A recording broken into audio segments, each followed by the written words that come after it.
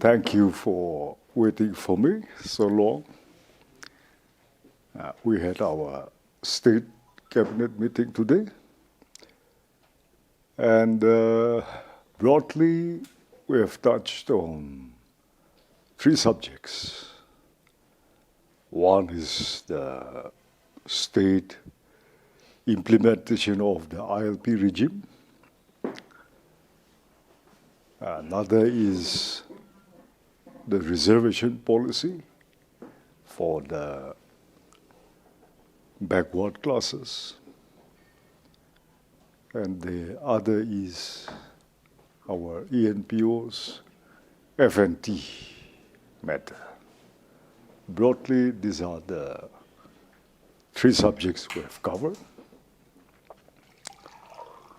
As you know, it's been a while since the talk for reservation has been making the rounds. You have seen groups who have taken to the streets and have raised their anguish at the reservation policy. And you have also you are in receipt of the memorandums submitted by the other underprivileged groups. It has appeared in yesterday as well as this morning's local paper. Excuse. So statements and counter statements, as is expected from both the parties, are on the government's table. Reasons differ. Some say it is too long. It's been 47, running 48 years after this policy came into being, and that it was time to review and rectify this policy, and if possible to abolish completely and bring about a new system. The other group, their pertinent point and main stand is that in 48 years of reservation also, they have not been able to narrow down the disparity and the gap between the advanced and the backward groups. And so it should be continued. So there are conflicting views and opinions here. Anyway, the government's stand is neutral. We have to be receptive to all sections of our people. And as we continue living as a state and people together, we are bound to face these types of contradictory views and sometimes conflicting opinions like this also, which is quite natural anywhere in the world. But man is not born equal anywhere in the world. So governments all over the world, any popular, democratically elected government seeks for fairness, for justice, and equality in all their dealings and programs for their citizens. Here is where the government felt that when the reservation policy was first conceived, the people, the leaders of yesteryears who have conceptualized this policy did so and implemented to bring every section of society at par, and equality will be carried forward. So the objective of this reservation policy, if it is contested, should be viewed or reviewed from that angle as to whether this policy have achieved its desired goals and objectives. If we talk about length and duration, this country itself, now 78 years, the SDSC policies and the reservation for other backward classes, caste and citizens have not changed. There has been no reviews, no change as such, because there is still a very wide gap. So it continues. In our case, if the duration is to be looked at, it has, in 45 years, 48 years, it has still not achieved its desired objectives. So there are different opinions here, but the duration and the period should not be the basis upon which this reservation policy should continue or not. Nevertheless, since there are lacunae here in these reservation policies, certain rectifications have to be made. And in doing so, there are good reasons for the people who have raised the issue of reviewing it. There are also good reasons for the other people to try and defend that reservation should continue, because the statistics and figures speaks it out. And when we look at it, the 5 tribes who are protesting against the reservation accumulates for about 64% of the entire government employment figures. And the 10 backward tribes put together occupies about 34% of government employment ratio. So as per the given population ratio, employment ratio, there is still so much disparity.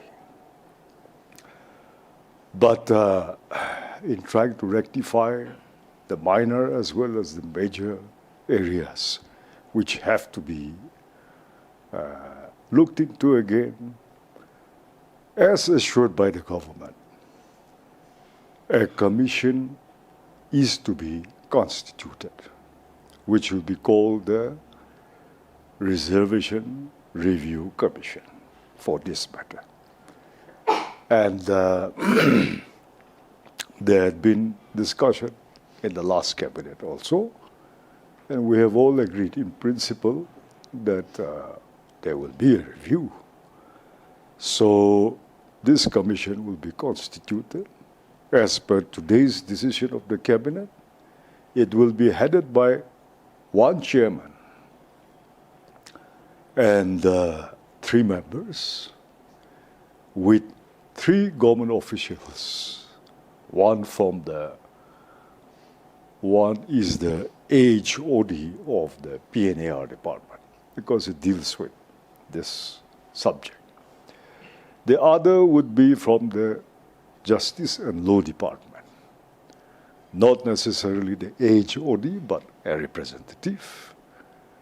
And the third government officer will be Law and Justice, PNAR, the Home Commissioner of the state government. So these 3 will be the officials, and the chairman to spearhead this commission would preferably have to be a very high-ranking former Nagaland government official. So the choice is for the highest in status, and that responsibility has been left to our Chief Secretary and the officials who will examine the panel of names or the probable candidates to occupy this, and in consultation with our Chief Minister, they will finalize the name. The three other members would comprise of one from the Eastern Nagaland People Organization, ENPO bloc, one would be from the CNTC, Central Nagaland bloc, and excuse me, one would be from the Kenye Union Nagaland bloc. So they will also not pick up on random, but they should be people who are experienced, who have served in high places in the state government, the center, and they should have enough experience and be men or women of integrity, and should be able to deliver justice while they discharge duties from this position. So these are the probable persons, and in all probability, the intention is not to let the three government officials be indigenous Nagas. We would prefer, the government would prefer, a non-indigenous person, and in serving a high-ranking government official from the three. But that is where we are. We have also outlined and approved the terms of reference which the Commission will be adhering to. And all other matters concerning suggestions by way of trying to rectify the governing rules of the reservation policy will be put forward and submitted to the Commission once it is installed. This Commission is given a period of 6 months, effectively, from the day that they are appointed, subject to, of course, extension if the need arises. It can be. Or that is how the Commission will continue to execute its duties, and they will submit their reports at the earliest possible date, and it will be taken up again by the Cabinet for consideration, review, whatever. And as far as the implementation is concerned, you know, the nation is heading for a census, also a caste census, with all other aspects of the Indian citizens' lives, from educational status to socio-economic status to everything that deals with our day-to-day lives, which is a tremendous exercise, I must say. It will be one of a kind, and I think this is only the 6th time that the nation is conducting since British India. That's prior to independence. So basing on this census, so many things will be decided in so many aspects of governance and the people's life, our destination, and what would await us. So we as a state of the Indian Union will have to walk in tandem with the central policy. So most probably, after the findings of the Commission also, we will take some time to observe the progress of the census of the country, and we would like to coincide our changes as per the census of the country, alongside with it.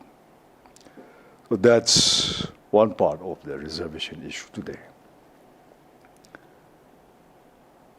And other is our inner line permit implementation. It is a statewide exercise But because of the influx and looming threat, more from our western borders, bordering Assam,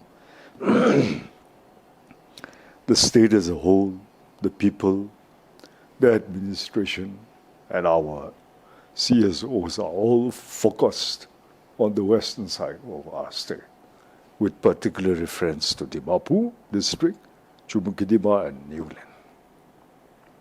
So everyone is on the vigil, and we're glad that at least on this important issue concerning our lives, our people and the government is in sync and working hand in glove to assist, complementing, supplementing, and being supportive in implementing this issue.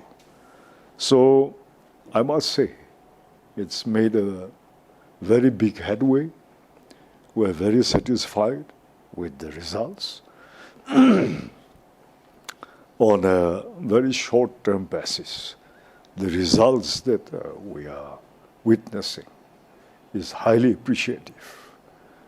And inputs from the Home Department especially to the Cabinet is very impressive. So there are areas where we will have to slowly cover. I must say that it's making huge strides and it is a success. The third point, our subject, is the FNTA. You have been hearing this for quite some time now, many years now in fact. We are inching towards a final agreement or settlement, I must say. After all these years of it being wrapped under so much confidentiality, and only a certain very high privileged classes were having access to what was transpiring behind the screen, today government is in a position to share with our people not the final status still, but whatever points are important for our state and our people. You have to appreciate the fact that the state as such was not a party to the talk in the beginning. So this started in 2010.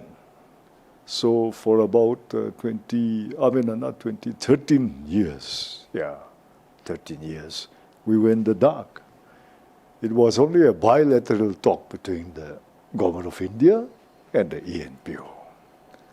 MHA comes straight to Mohun Tueng Sang. They go back straight to Delhi. ENPO goes straight to Delhi. And so the state was always sidelined. So all of us were equally curious and concerned to know what was the status of the talk.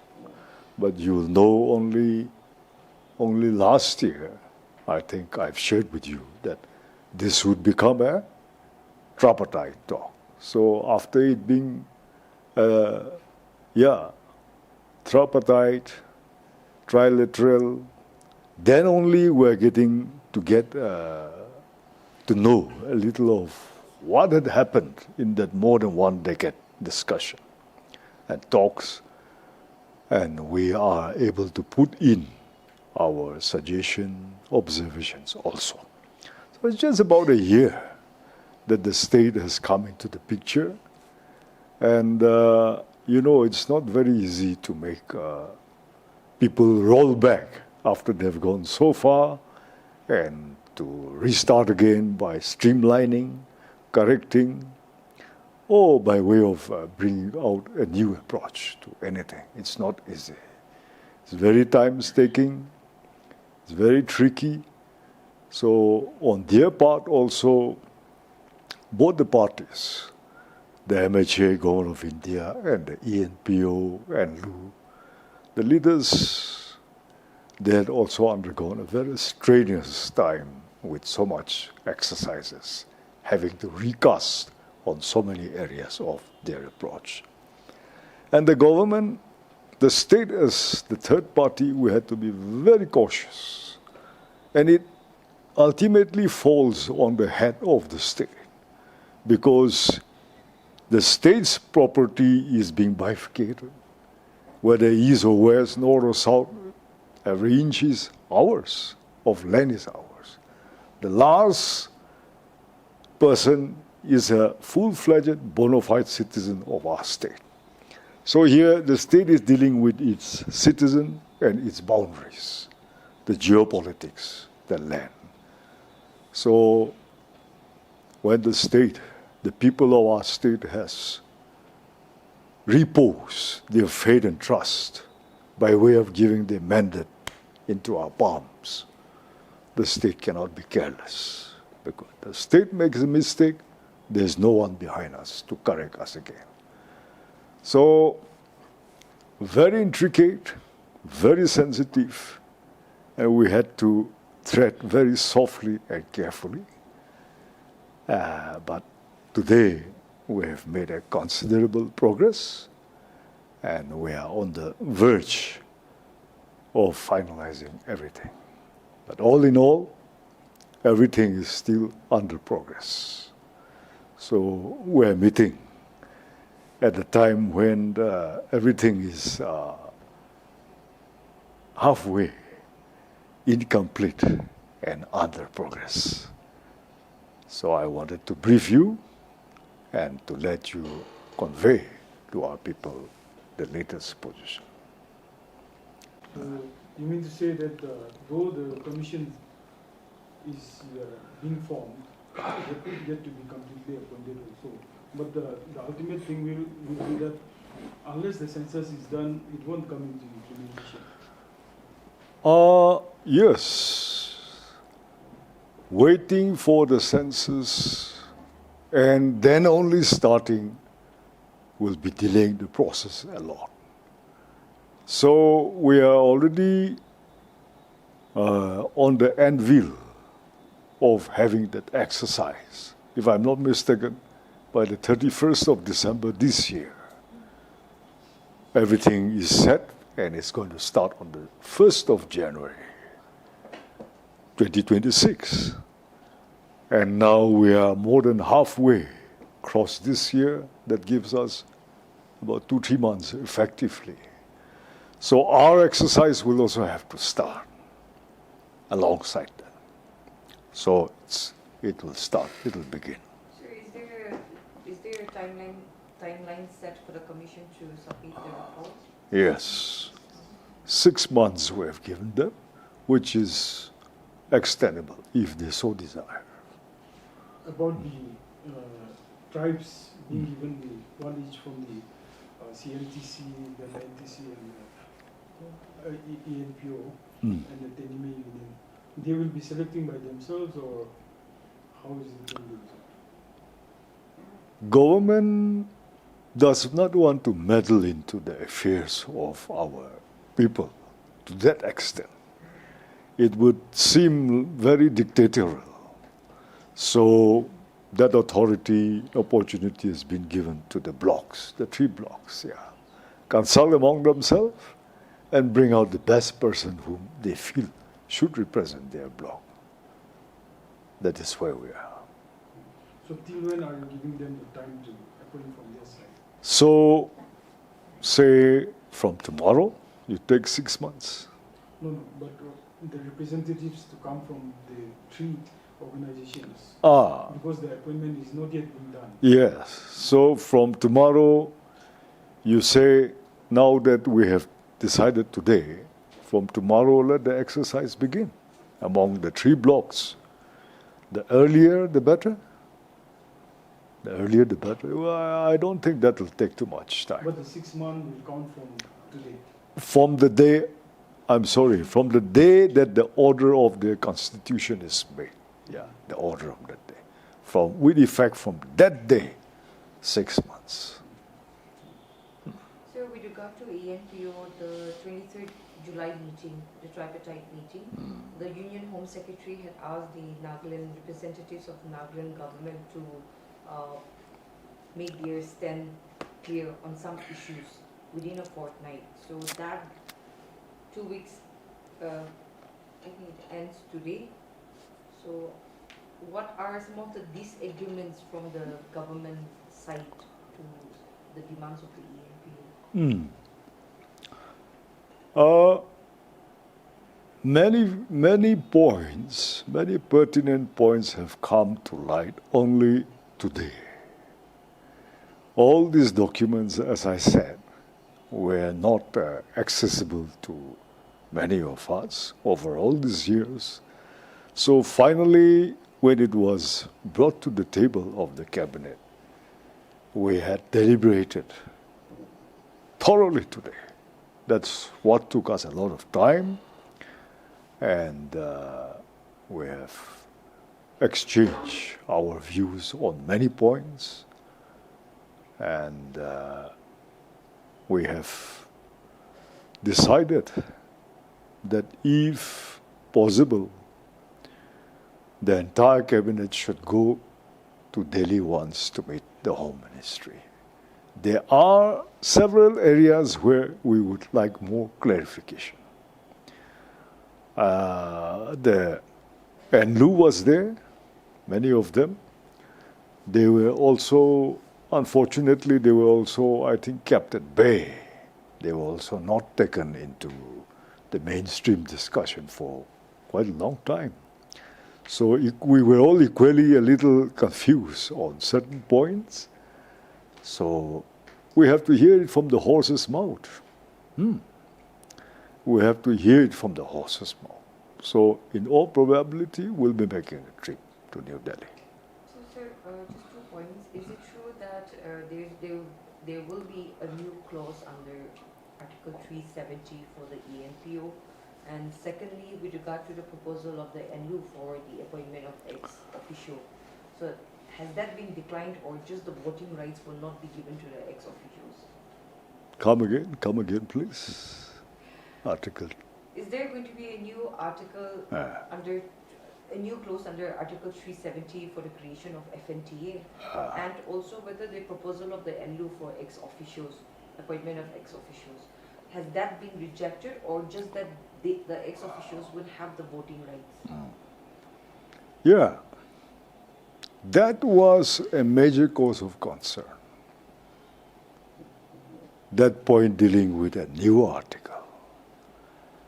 So, whereas all the while we have been made to understand, you have gone on record also, and NPO, that it will be under, whatever entity is worked out, it will be under Article 371A. So that is meaning to say there will be no bifurcation of the state as a whole. It will be a component within the 371A, the state. But today, one corner of our deliberation more or less started implying that there would be a new article. And it's supposed to have been a suggestion made by people at the center. So that is one reason why we want to hear it from the horse's mouth. Because voting rights, ex-officios, 40-something members of the regional council, the sitting present 20 legislators, or the government nominees, and so many other things, all other things rather, will depend on the status of the new entity, the FNT. Whether it will be a component arranged from within the 371A, or will they be given a new article? So it makes a world of difference, and completely different. Supposing it becomes HIJ, Article 371K, for example, because A to J you already have northeastern state, and Maharashtra and others. Assam is B, Manipur is C, Mizoram is D, Sikkim is E, and so on and so forth. Other states also. Arunachal is F, H, I, J. Now, if they say that this new entity will be Article 371K, that would mean that something out of 371A is born. And it's no more a part of A because it's got a new chapter. Then that would mean a world of difference, and there will be, in fact, the state would have nothing to do with it anymore. So, before we proceed further, I think there are certain areas like that which we have to ascertain. And ENPO never meant that they would go out of A and Lu, or nobody ever said that. So what we intend to, but what is actually taking place should not contradict each other. That would be catastrophic for us. So things like that. Sir, my last two questions. Yeah.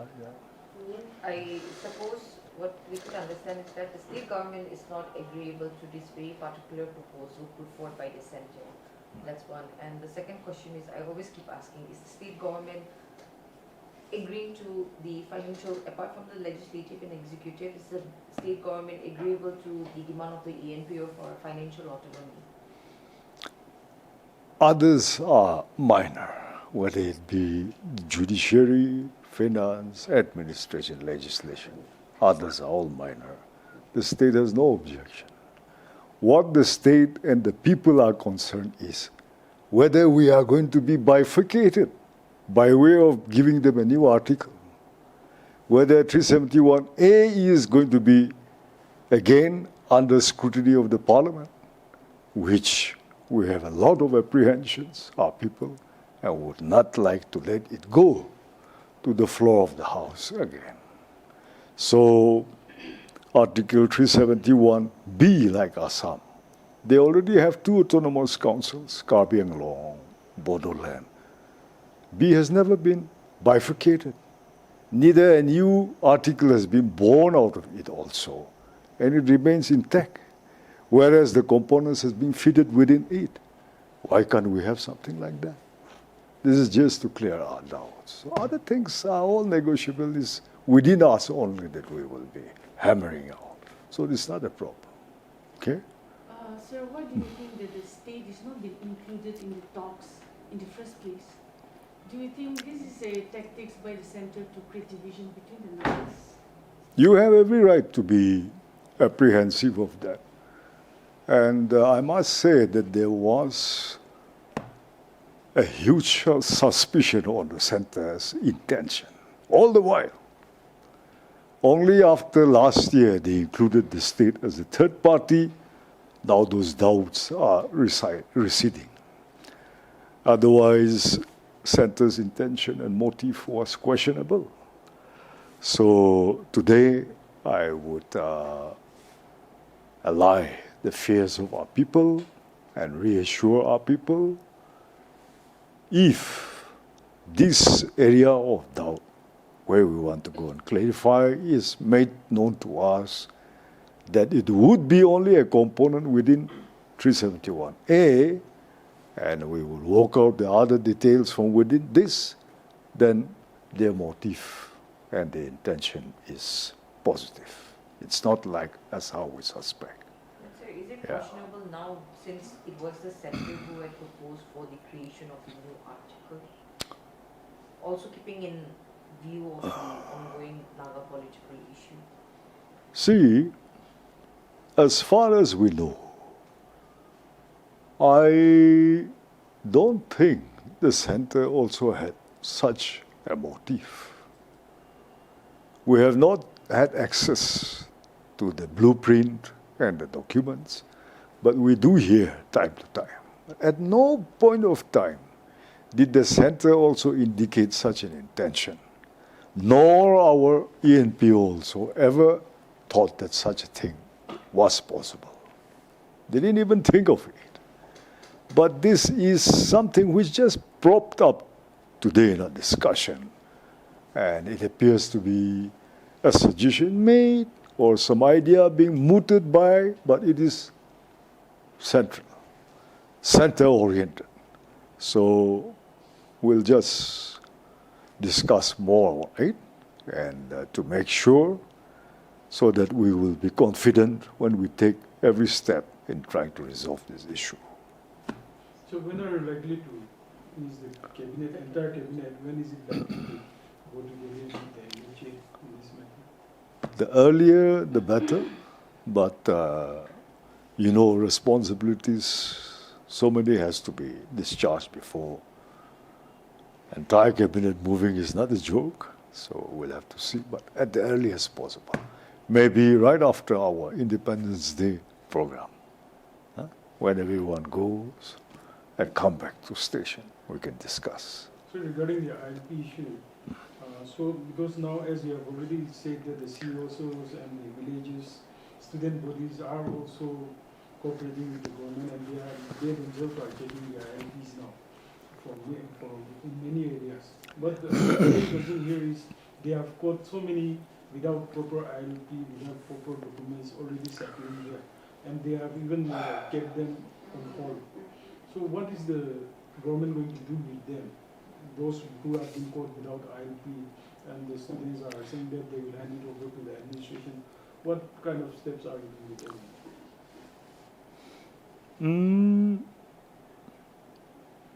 Everything is just starting to coordinate.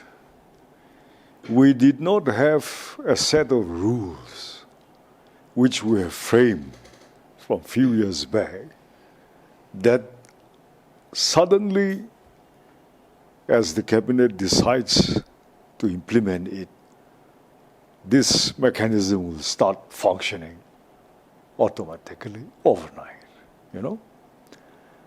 You must also appreciate the fact successive governments, ever since the inception of our state in 1964 till 2019, or this government, they were handicapped.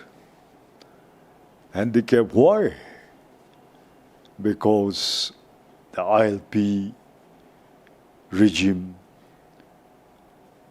born out of the 1873 Bengal Eastern Frontier Regulations Act was not incorporated into the Constitution of India until December 2019, only after the President of India gave the assent. It became a law, a full-fledged law. Let's travel back to history. After all, everything is connected there. We'll not go beyond 1947. I've already wrote a small book on the history of our inner line permit regime, dating back to 1873. How it came about, British India. You can read through it. But this policy was implemented during British India. And in 1947, on the eve of India being given its independence, on the eve of the Englishmen and the British government leaving the continents of India, you are familiar with the 9 Points Agreement. Sometimes it's called the Sir Akbar Hyderabad Agreement, in between the NNC and Sir Akbar Hyderabad, who was the governor of then Assam province, the combined Northeast, as the representative of India, 3 months before India's independence. In June 1949, they met, and the 9 Points Agreement was worked out, where several points are there, but this 1873 was the point number 9, which they asked to the government of India that in the changeover of powers and India being a full-fledged nation, this should be incorporated into the constitution and should continue. in these areas where it is implemented. Unfortunately, after 3 years, when the new Constitution of India was drafted in 1950 by the Constituent Assembly, it never found a place in the new Constitution. It was removed. So, and it existed only as an ordinance, an executive law, an executive order, I mean. So again, in 1960, when the Naga People's Convention went for the 16 points agreement, which gave birth to our state, in point number 16, this same 1873 Bengal Eastern Frontier ILP was mentioned as one of the demands.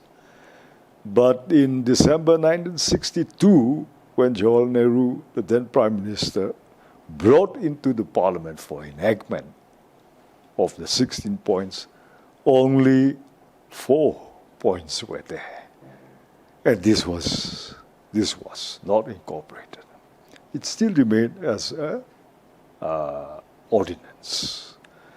So there's a huge difference between an enacted law by the Parliament, which is full-fledged law, and an ordinance, which is a presidential decree issued by a government cabinet order, which can be removed overnight.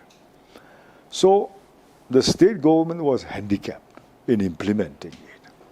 And every now and then, government of the days in the center used to give directives to the state government. Do this, don't do this. Cover Dimapur, don't cover Dimapur. All these sort of things. So under such kind of directives, the successive governments could not really implement it with full spirit and determination. But in that last 9th amendment of the Principal Citizenship Act, on December 11th in the Lok Sabha, 12th in the Rajya Sabha, the Parliament enacted it and inserted a new section called Section 6B, wherein 4 clauses were there, and this inline permit, Bengal Eastern Frontier 1873, figured as per the Home Minister's assurance to our delegation. It was really there. So it was enacted, and now it is incorporated into the Principal Citizenship Act of India. It is a full-fledged law. Immediately, Government of Manipur implemented in 2020, January, and in 1 month's time, they could realize 1 crore rupees from ILP fees, you see. All depends on the state government's determination. So in our case, it took some time to roll out a policy and a mechanism. And lately, the Home Department and our Police Department, administrative officers and their subordinate colleagues are all struggling to put things together to make it function smoothly. And so, to start with, we have a Cabinet Subcommittee on the Inner Line Permit Regulation. We have said 2-3 times, and to start with, we have categorized, put different people under different categories with which the government administration and district executive forces should start implementing. You have seen it now. So instead of nothing like before, after having removed all checkposts also, so much thoroughfare was there, but now slowly but surely things are being put in place, and with the added assistance and support, participation of our civil societies and the general public, I think we are making a very big headway here.